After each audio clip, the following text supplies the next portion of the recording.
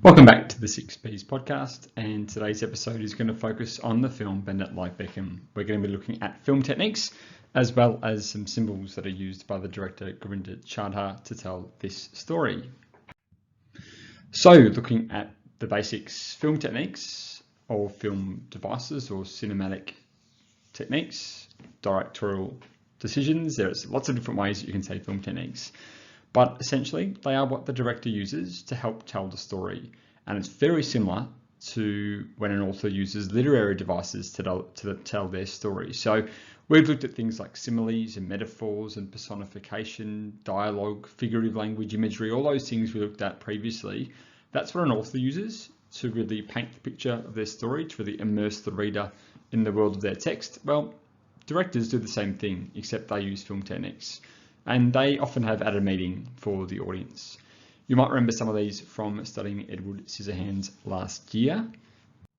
And we're going to start with the close-up. This is when the camera is zoomed in on a character or even an object. And what it does is it highlights a character's emotional reaction or their facial expression or even their body language sometimes, or if it's zooming in on a particular object, it will emphasize what that object is.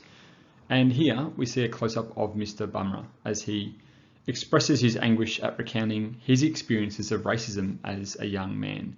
We can see the significant impact, or negative impact this has had on him, and as a result he is very fearful that his daughter will experience similar experiences. And of course, this is his worst nightmare, and this comes true when he goes finally to watch her play and he witnesses as Jasminda suffers a racial taunt from an opponent. So this is a close-up, and next we're going to look at, I guess, the opposite, which is a long shot. A long shot pretty much shows a character's full body, and what it does particularly is outline the setting as well. In this case, we see Jasminda. She appears to be quite small and vulnerable. She's also quite isolated, highlighting the embarrassment that she feels at wearing shorts because, of course, of the burn that she suffered when she was a bit younger.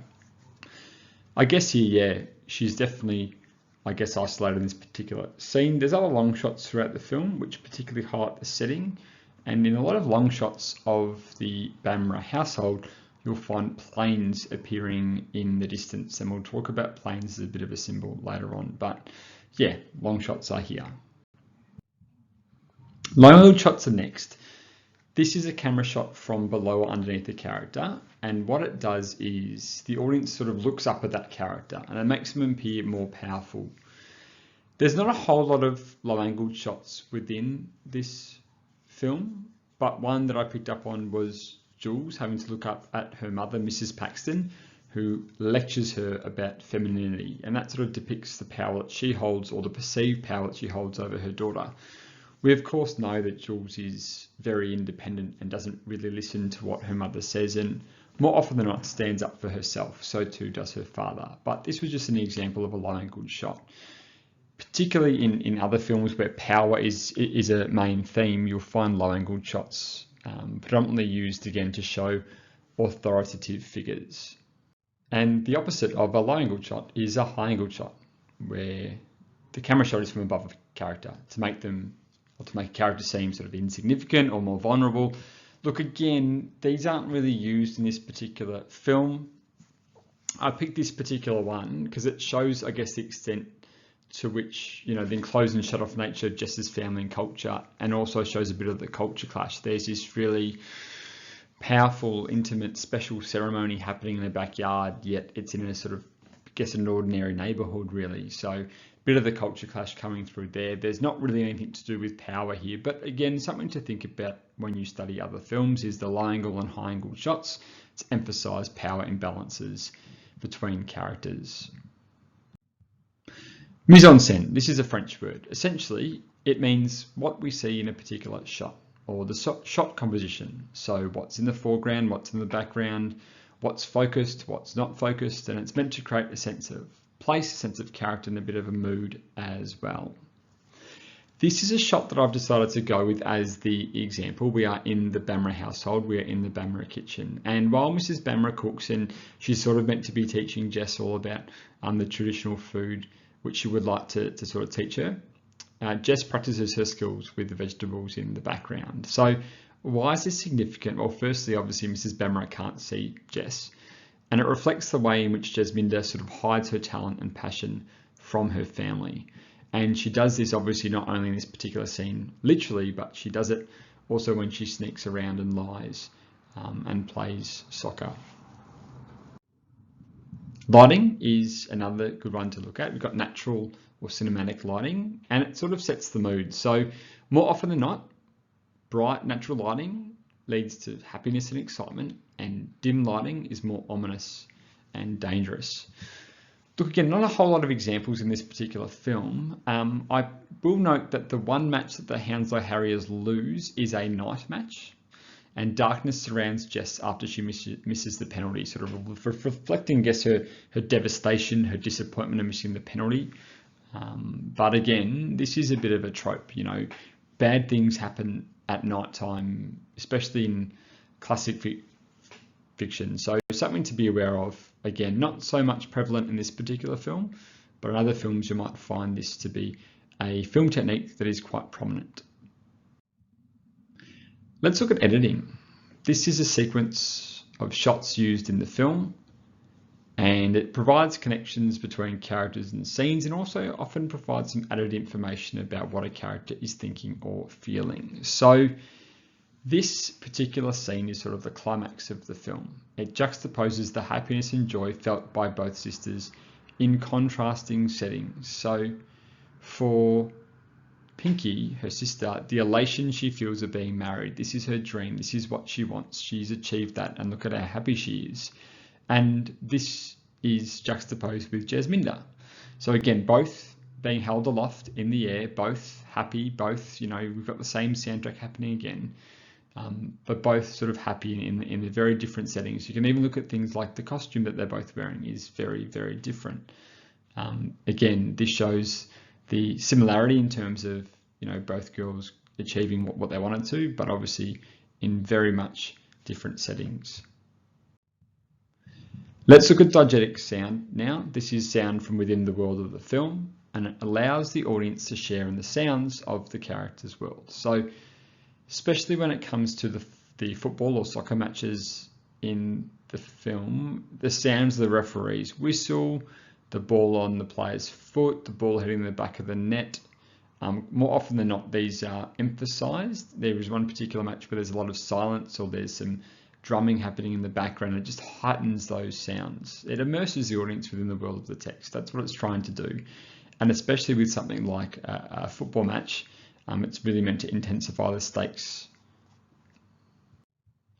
Non-diegetic sound, well, that is sound added to the film. Pretty much the soundtrack. It adds more atmosphere and emotion to the scene. And we'll go back to a scene we looked at before, which featured Pinky and Jess. We'll go a little bit earlier.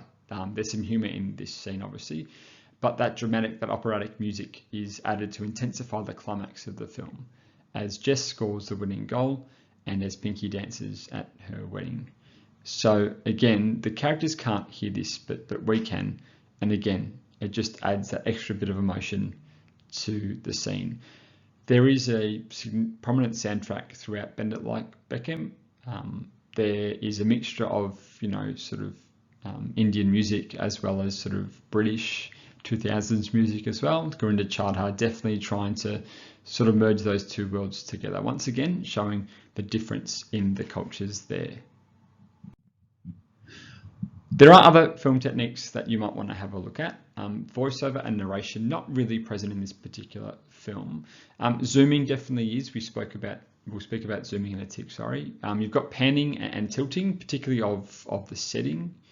You've got props, you've got bird's eye shots, you've got colour, costume, very important in this particular film, especially when it comes to things like gender roles. And the last one is symbolism, and we might talk about symbolism now. Symbols or motifs are used to highlight recurring themes, ideas, and messages that the director, who in this case is Gurinder Chadha, wants to send to the audience. So consider the following symbols in the film and have a think about what you think they mean.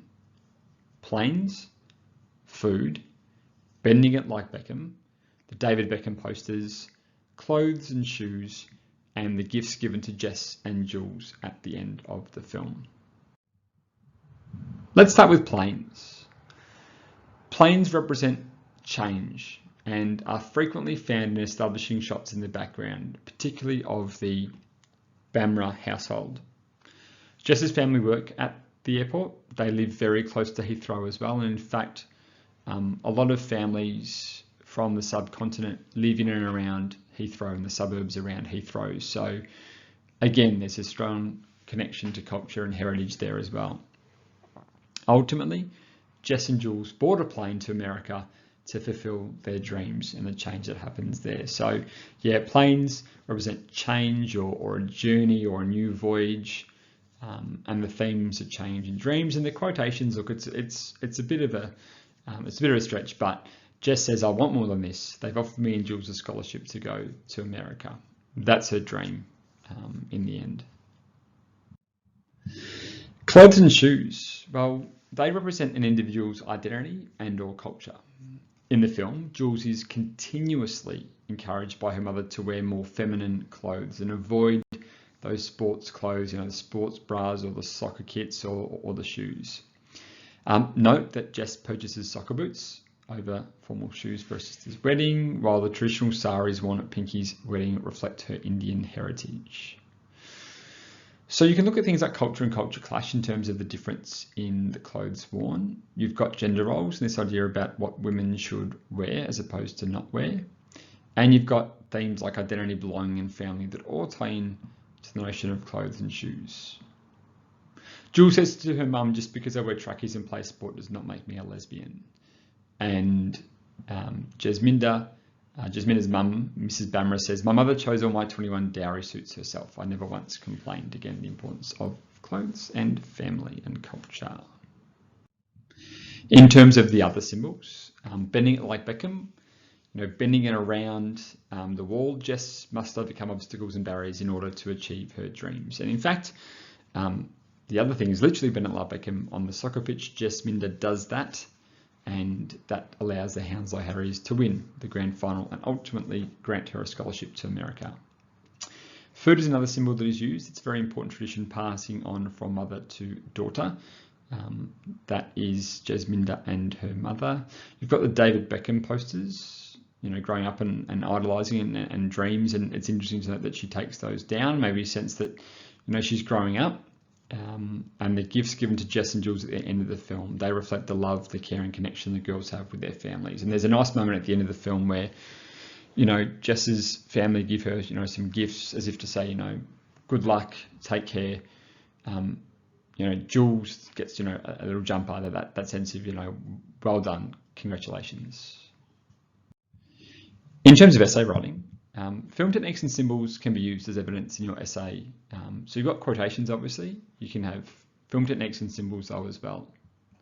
This is a bit of a template that you might want to use. So Gurinder Chadha uses, employs, utilises, implements the film technique to depict the example or the specific scene that you're going to use in order to highlight or emphasise or illustrate, and then you can add in your analysis after that. Obviously, there are a lot more explanational and analytical verbs that you could use for that, but I've just picked out 3 there. So what does that look like in a sentence? Well, it could look something like this.